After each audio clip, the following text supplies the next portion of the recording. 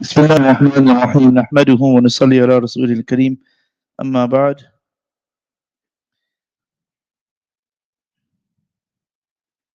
So now comes the Battle of Muta. This is a significant event as what took place was Rasulullah sallallahu alaihi wasallam sent Harith ibn Umair al-Azdi to deliver his letter to Shurahbil ibn Amr al-Ghassani, and he was one of the representatives of the Byzantine Empire at a place called in Busra. What Shurahbil did was he tied up Harith and then he beheaded him. And that, of course, goes against all protocol. That's why any ambassador goes to a country, they're afforded some sort of respect.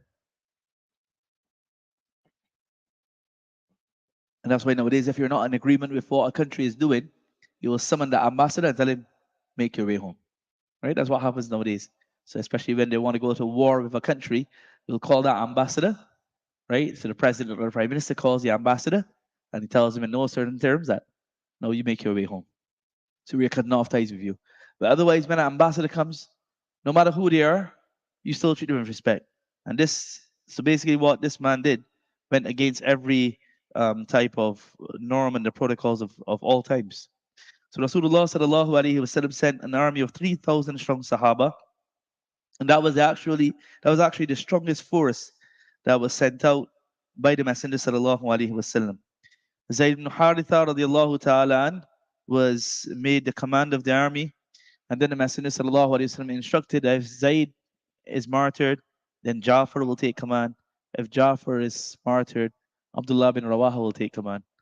Now that essentially was giving them the glad tidings of martyrdom. Because when the messenger is making a comment like this, that means it's going to happen. And then the messenger had said that if Abdullah is also martyred, then Abdullah bin Rawaha, then the Muslims will do mashwara and they will choose. They now came, and as they advanced, they learned that there was 1,000 Roman troops were in opposition. Zayd ibn Haritha radiallahu ta'ala, he was thinking, and they were doing mashwara that should we let the Messenger sallallahu alaihi wasallam know that there's this huge army. It's difficult, so what should we do? Abdullah bin Rawaha radiallahu anh, he then made a very passionate speech, and he encouraged the Sahaba that you're going to fight, and we don't fight on the strength of our numbers or our power. Rather, we fight with the religion with which Allah has honored us with. So it's either we're going to win or we win with martyrdom. They now reach, and the battle begins. Zayd radiallahu anh, he fought bravely until he was martyred. Ja'far radiallahu anh, who took the standard now, and he's leading the charge. It says that his left arm was cut off, his right hand was cut off, and then he held the standard with his teeth until he too fell and he was martyred. It's been mentioned that he received 90 cuts from swords and spears on his chest and arms, but none was on his back. In other words, he never even turned to flee. Everything, he was just proceeding forward. He was 33 years of age at the time. Then Abdullah bin Rawaha took the standard, and he also tasted martyrdom. It was then that Khalid bin Walid, radiallahu anhu, who had now become Muslim, he was given the standard. And Khalid bin Walid, mashallah, he was a brilliant tactician and knew the art of war. So they fought. What happened at the end of the day came, and Khalid bin Walid, he positioned a number of horsemen on one side of basically the battleground, away from where the Muslims were staying. And he did this as a tactic, and he told them the next morning, because everyone, basically what happened, everyone is tired, everyone goes and returns to their camps. He said, the next morning, you get up and you make a lot of noise, as if reinforcements are being sent from Medina. So the next morning, the group of Sahaba, they started riding on their horses, Allahu Akbar, Allahu Akbar, chanting and shouting. So the opposition army, they thought to themselves, look, yesterday we fought 3,000 and we barely survived. Let's just call it a day. So they went away. So in this way, the Muslims managed to come out of that battle. When they returned, when they returned, the some of the Muslims started telling them that, it was not a decisive victory. But Rasulullah sallallahu alaihi wasallam said, consoled him, said, no, no, you're going to go back. So that was tactics, that's all permissible. They never fled from the battlefield, as sometimes people like to say, na'udhu billah. Rasulullah sallallahu alaihi wasallam was sitting in Medina, and Allah subhanahu wa ta'ala was showing him the happenings on the battlefield. And he was mentioning that Zayd took the standard, he's martyred. Ja'far radiallahu anhu took the standard, and he was named Ja'far al-Tayyar. Why Ja'far al-Tayyar? Because the two hands that were cut from his body, Rasulullah sallallahu alaihi wasallam said, Allah has given him two wings, and he flies in paradise wherever he likes. That's why he's known as Ja'far al-Tayyar. As in, then Nabi sallallahu alaihi wasallam said, Ja'far took the standard, then he was martyred. Then he says Abdullah bin Rawaha, and he's martyred. Then he says the Muslims, they gather around, and Saifun min Suyufillah, the sword from the sword of Allah, now has taken the standard. Khalid radiallahu anhu, Allah's granted victory. Where we have that ruling of being kind and comforting and looking after the families of anyone who has passed away. So in this battle, after this battle, Rasulullah sallallahu alaihi wasallam, he called for the family. He went to the family of Ja'far. Remember, Ja'far is Rasulullah sallallahu alaihi wasallam's cousin. Abu Talib is his father. So Rasulullah sallallahu alaihi wasallam went. He called for the children of Ja'far, and he held them. He cried, and then he said, "Prepare food for the family of Ja'far. Prepare food for the family of Ja'far. They'll be too shocked to cook their food." So sometimes people ask that, can you, when someone is grieving, someone passes away, that can you cook food? And one is rasmo riwaj, right? One is custom, that you're making a big dawat and all that. That's nonsense. But one is that, of course, the family is grieving, to prepare food and make sure that they eat, because they have to eat, right? And at that time, no one wants to go in the kitchen. No one wants to cook food. So to do that, that is something meritorious. But to have this, we have after 40 days, you go and you have a feast, or after, yeah, but what do you call it? You have all, so in certain customs, you have this, after 40 days, you have a special khatam, and after 2 months and 2 years, that has no basis.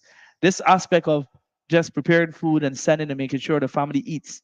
Similarly, in this, I think, is at this time as well, the Messenger sallallahu alaihi wasallam called, and he called for the barber. He called for the barber. Abdullah bin Ja'far, he had some long hair. He said, cut his hair off. Then he explained that, his wife, his mother, Ja'far's widow, she's going to be very grieved at this time. She's not going to be able to care for the children as properly and, wash their hair and care for them. She was grieving. She was grieving a lot.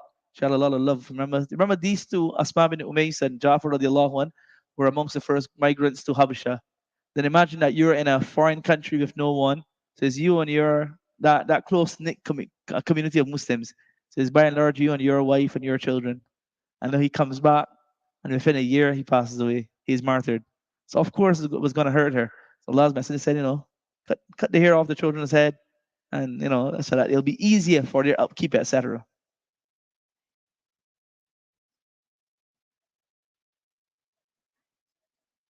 Nice words. MashaAllah, yes.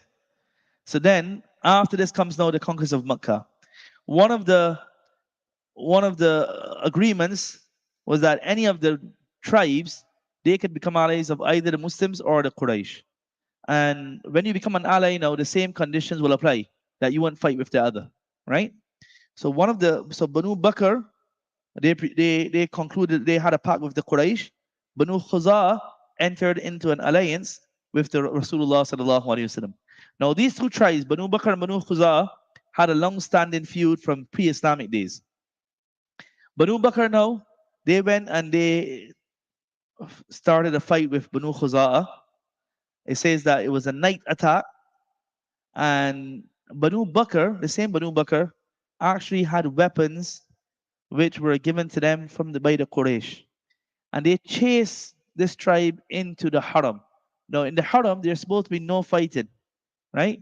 Even the Arabs in pre-Islamic times, they had this, that once you come in the Haram, that's a safe sanctuary. We're not going to fight there. But they come into the Haram now, and they still continue with their killing, their fighting. So Amr ibn Salam al-Khuzai, he then went to Rasulullah sallallahu alaihi wasallam in Medina, recited some poetry, and he explained how the Quraysh had violated their pledge. Because if you remember, you're not supposed to get involved, right? There's supposed to be no fighting, and the Quraysh has now broken the treaty. So Rasulullah sallallahu alaihi wasallam listened to him, and he said, you will be helped.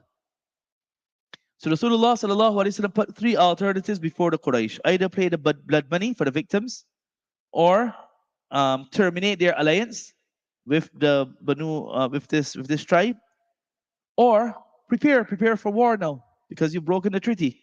So the Quraysh were quite arrogant, and their pride, they say, okay, yeah, we're ready for it, come.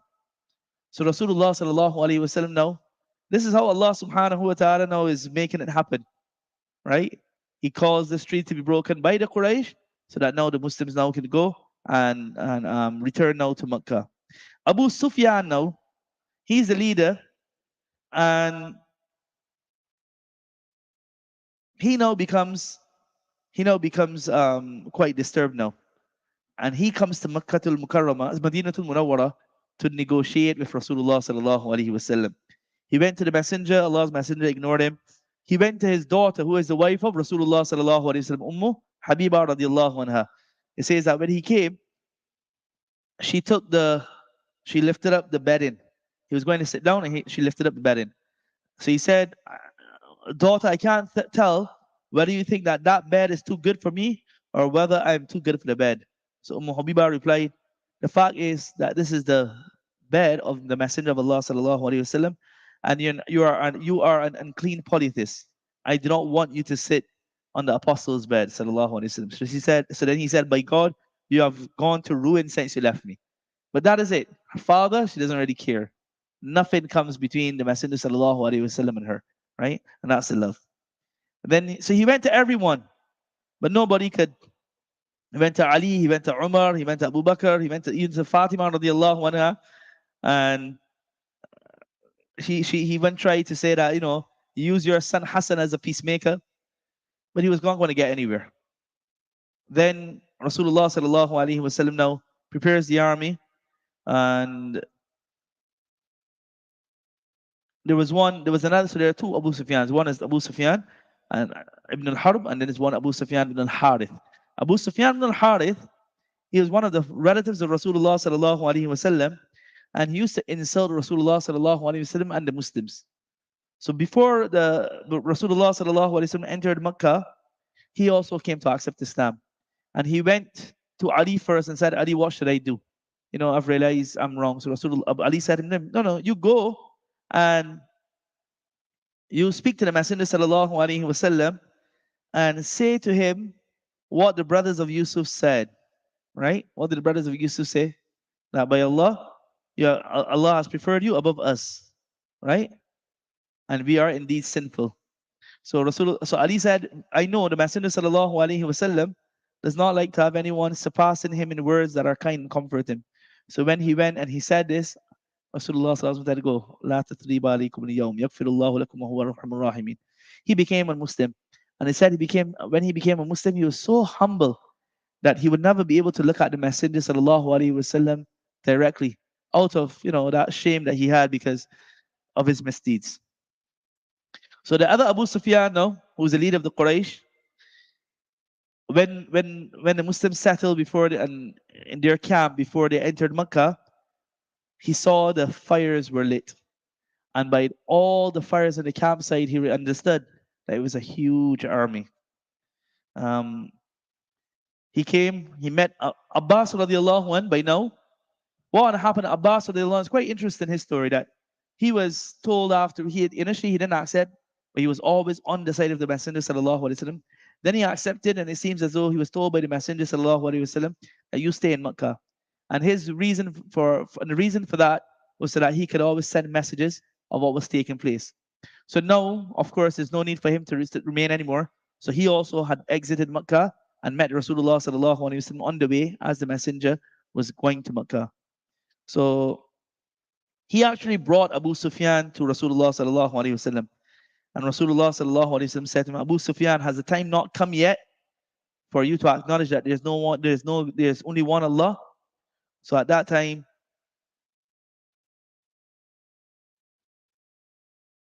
he still had some doubts. Abbas then said to him, Abu Sufyan, woe to you, submit and testify. And then he testified. And then Rasulullah sallallahu alaihi wasallam, he made an announcement of general amnesty. Whoever enters the house of Abu Sufyan no trouble for them. Abu Sufyan said, my house is small. He said, whoever enters the haram, they're safe. He said, whoever enters their own home, doesn't come out to fight against us, they're safe. And then Rasulullah sallallahu alaihi wasallam, he told Abbas that you stand at this place so that Abu Sufyan can see the army and the marching squadrons, the different sections of the army. So when each tribe was coming, he would ask Abu Sufyan. Abu Sufyan would turn to Abbas. Abbas, who is this? Who is this? Who is this? And finally, when the regiment of the Muhajir and the Ansar came, they were armored. Only their eyes were visible. Abu Sufyan said, who are these? And Abbas said to him, radiallahu anh, these are the Ansar Muhajirun. And at that time, he made the remark, the empire of your nephew, has assumed splendid proportions this morning. And Abbas said to him, this is the miracle of prophethood. And he said, yes. So he returned to Makkah and he said to the people of Makkah, listen, save yourself, don't fight. Whoever enters my house, you're free. Whoever enters, their own home, no trouble. Whoever enters the haram, no trouble. Besides a few people besides one skirmish with Khalid bin Walid, the Makkans laid down there. They realized there was no point in trying to fight. And subhanallah, what is amazing is that when Rasulullah sallallahu alaihi wasallam entered into Makkah, he says, seated behind him was Usama bin Zayd, the son of his freed slave. And his blessed face was touching the camel. It wasn't no pompous or march or entry into Makkah. It was such that Sa'd ibn Ubadah, he made a comment that today we're going to take revenge. And Rasulullah sallallahu alaihi wasallam took the standard away from him. He said, no. Al-yawmu yawmul marhama. Today is the day of forgiveness. Then Rasulullah sallallahu alaihi wasallam went, he cleared the Kaaba of the idols, and there was open amnesty. There were a few people, due to their evil deeds and their excess of evil deeds, that were to be killed. These, even a few were killed, one or two were there holding by the Kaaba, and they weren't repentant, they were killed.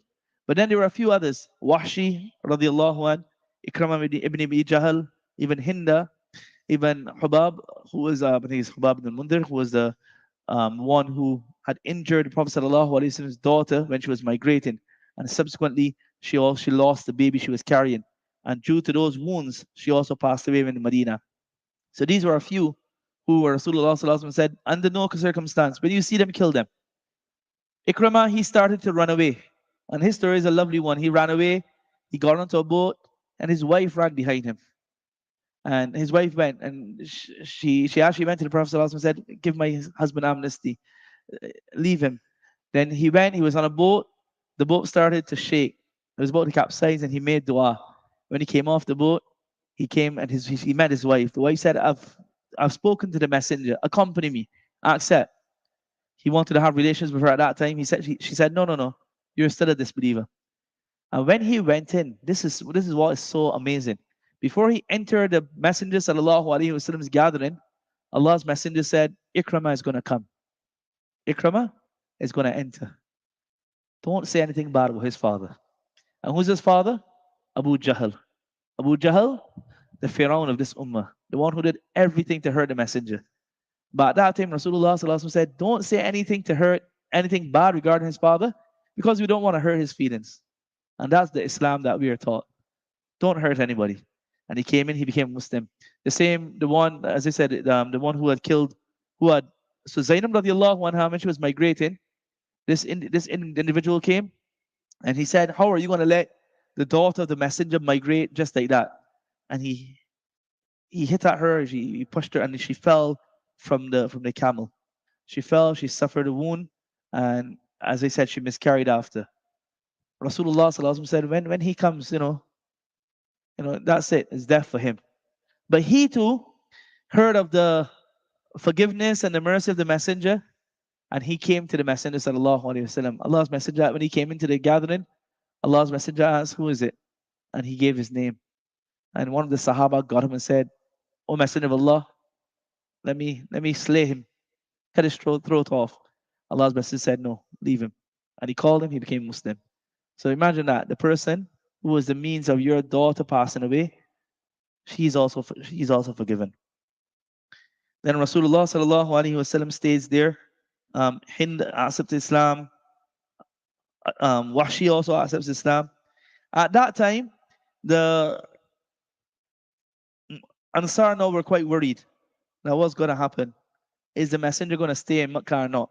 Allah's messenger said, no, no, no. I'm going to, God forbid, I will live with you, I will die with you. The impact of the conquest of Makkah was that now the Arab tribes, because the Quraysh were always seen as the powerful tribe, now the Arab tribes now, seeing that the Quraysh have submitted and nearly all had accepted Islam, they also come one by one and accept Islam. Rasulullah sallallahu alaihi wasallam then appointed Attab ibn Usaid to look after the arrangements and other affairs of the city of Makkah. It says he was 20 years old. Youngsters, listen to this. Attab ibn Usaid was only 20 years old. There were other people who were more prominent and more experienced. But Maulana Imam says his selection by Rasulullah sallallahu alaihi wasallam showed that he entrusted responsibility to a person solely on the basis of his merit and capability. And Attab ibn Usaid radiallahu anh, he continued to hold that office during the period of Abu Bakr's Khilafat as well. Now we come inshallah to the Battle of Hudayd. We're going to discuss that tomorrow inshallah. Subhanallah.